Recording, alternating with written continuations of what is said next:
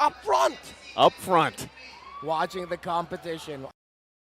Of course, we all know they're all friends. It's all support.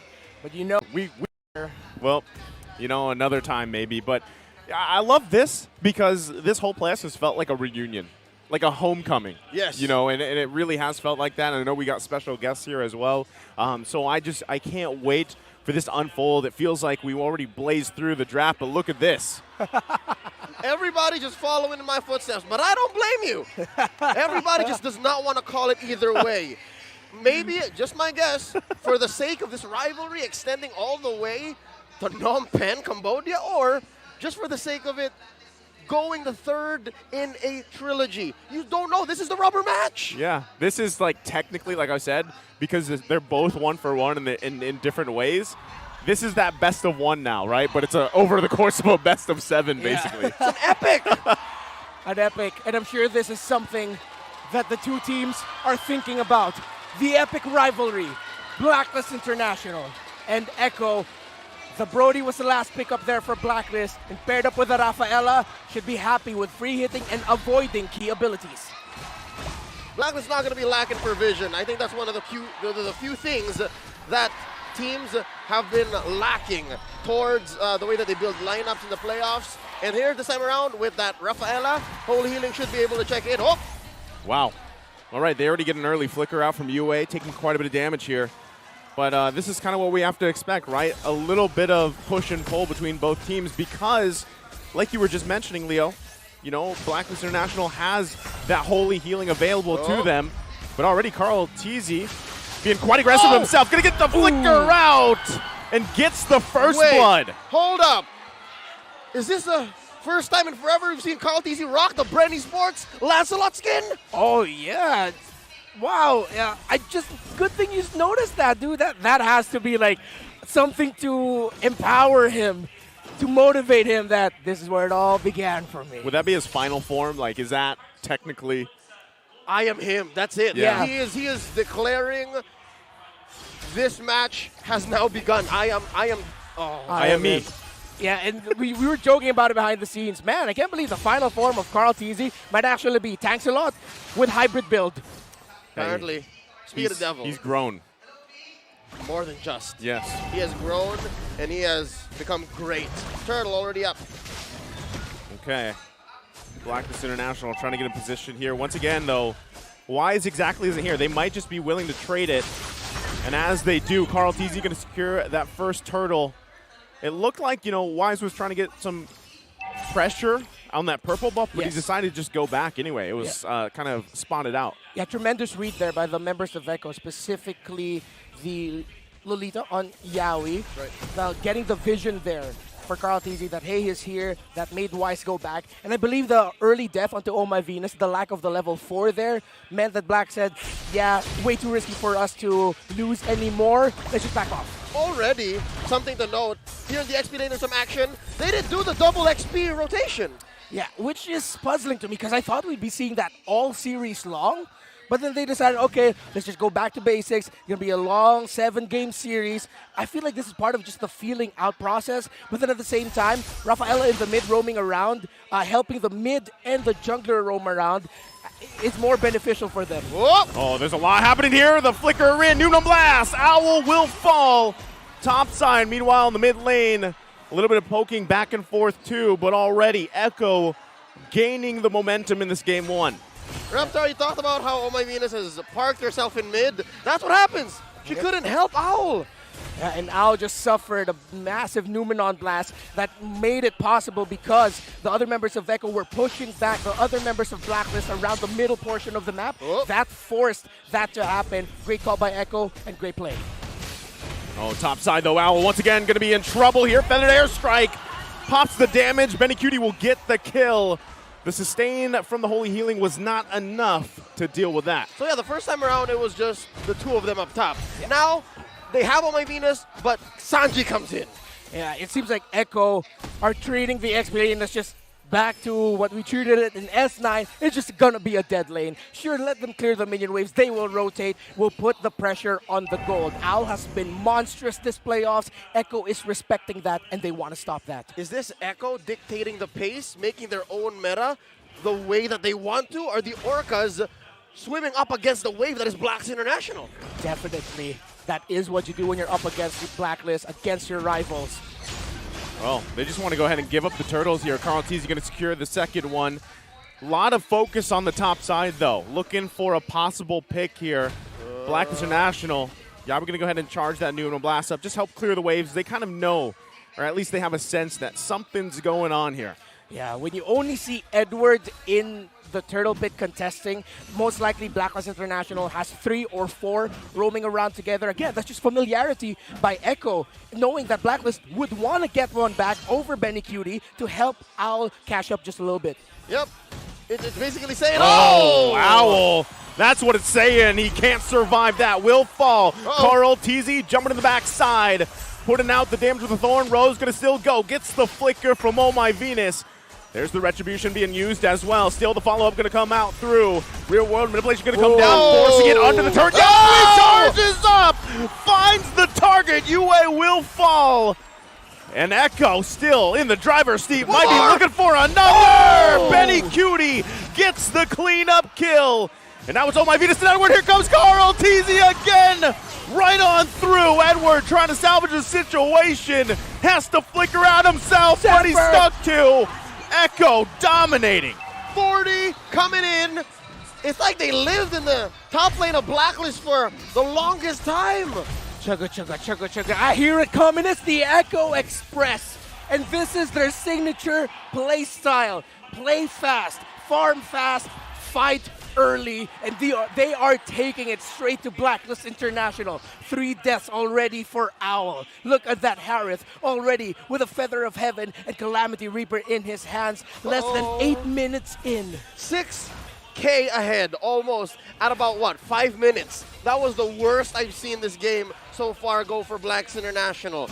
They have yet to get a single kill, a single objective, and I'm looking for a possible way to clap back. Are we expecting Edward to go ahead and force us to go into the late game and then get a final slash in? Because we have barreled into what is possibly the earliest late game we've ever seen. This is once again happening here. Y's going to be quite low. One hit away.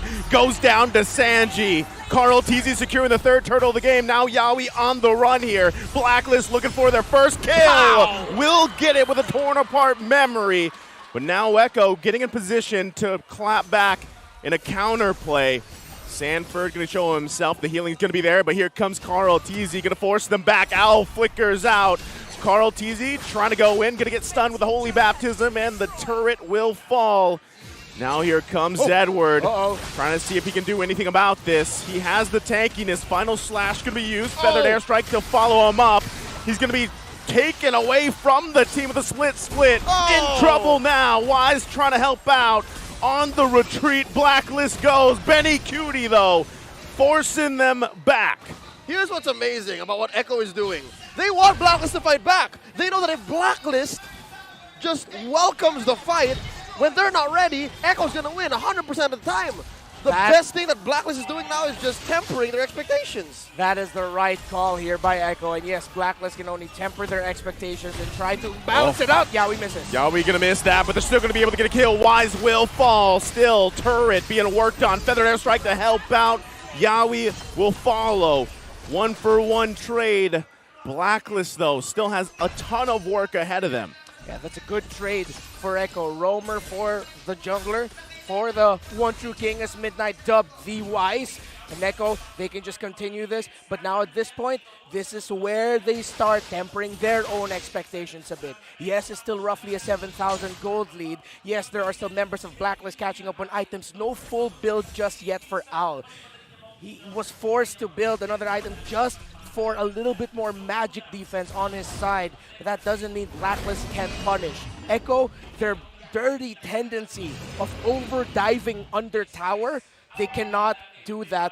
Just play it safe, play around the lords, and keep it calculated. About 5 to 6 minutes, yeah, you can play hard and fast. Maybe, as you said, dirty like that. But now, as soon as you give Blacklist more kills, fair to be said, both of them give it to Yaoi, given through Yaoi, it should be fine, but then again, we've seen teams fall to the same mistake, having such a great lead. Free Lord for Echo as they go ahead and march through mid. What a zone out by Sanji, by the way. Not stopping with that Feather Airstrike. Yeah, Yawi gonna wait once again. The turret's gonna fall here. The pole comes through. There's the rear wood manipulation coming down. Sanford will fall. Was it worth the turret here? Lord now marching down the mid lane. We'll see if they can actually convert this into an inhibitor. Doesn't look like it. Way too sketchy. Nope. Because of their lineup, they can't go up into this.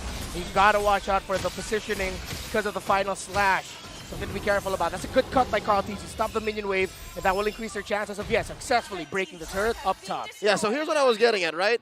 First couple of kills on Yawi. Slowly but surely, if you let Blacklist continue at this pace, which they're slowly getting comfortable with, they will upgrade, they will upsell, and they got Sanford. Who's next? Are you going to say Benny Cutie might get a death here? Maybe even Sanji? That's what Echo has to watch out for. Yeah, and Benny Cutie will really have to hold on to his Purify the best possible moment. But there's so many crucial crowd control abilities on the side of Echo that which one is he going to hold out for? Is it really just going to be if ever he gets Final Slash, if he gets taunted or whatever, knocked up, stunned, everything. RWM'd? Everything. So much crowd control. Benny Cutie has to really channel his inner, Benny Cutie, and just be careful with this entry as he always has been.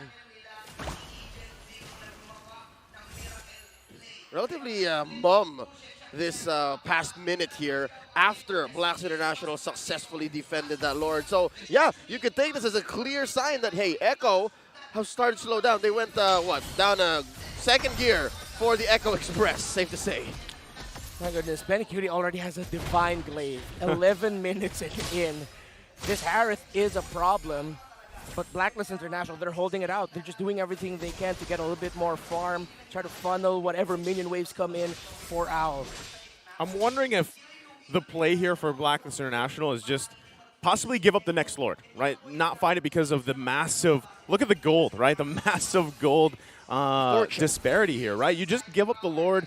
You defend in your base. You have pretty good wave clear. You can also help out with using that final slash. So it might just be better, like you guys mentioned, buy some more time.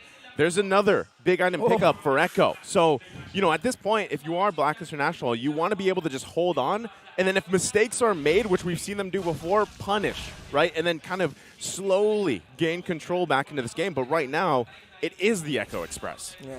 It's funny because Blacklist International has a relatively great high ground defense, but they are up against a Harith and a Farsa that clears minion wave so fast. And if Sanji really just waits for the perfect moment to drop that feathered airstrike, that'll be 2 hits, and Blacklist members will be forced to go back. And that's what's scary. Blacklist can't hold out for that. Not only can they, but they can even force Echo to do such because this is going to be a Luminous Lord. But at what point is that going to hit critical mass? Because again, Lord's going to be marching down through mid this time around, and they can find a better angle. They can sink. The last time there was a Lord, there were still tier 2 turrets. Yeah. Minion waves, Echo. They can't just go with one minion wave, dive under tower, dive under turret. That has bitten them many times throughout the season, and even during the playoffs. One of the main reasons why they got knocked down to the lower bracket. It's the Blacklist they're up against. Gotta watch out. Benny Cutie just picked up a concentrated energy. It's gonna be a lot of regen for this Harith. I wonder if Echo will they actually try to brute force this? Well, here we go. Lord gonna go ahead and charge up. Blacklist International on the defense. Some more item pickups come through. Yawi dealing with the final slash from Edward. Turret now falls. Concealed play going to be used here, looking for their own angle. Carl-TZ going to push them back. Benny Cutie using the Zombie force. He's going to get cut off, though, quite low. RWM going to come down. The final slash from Edward, though, cleaning up the kill. Still going to be going. Yawi going to charge up, buying some time. And now Sanji trying to hold on as well. The chase ensues. Flicker comes through. Carl-TZ down on the box side will find Edward. Still going to be going. Double kill so far. Wise one a flicker, though. Sanji avoiding the Appraiser's wrath. It's a triple kill for Carl-TZ. The fight was brought all the way out towards mid, and now there's only 2 defenders left. Now they're going to be looking to end this game number 1 here on that play. They've got a few minions, but is it going to be enough? Oh, my Venus will fall. And it's the Echo Express all the way through to game 1. The Orcas draw first blood. Game 1 taken here by Echo. Ow.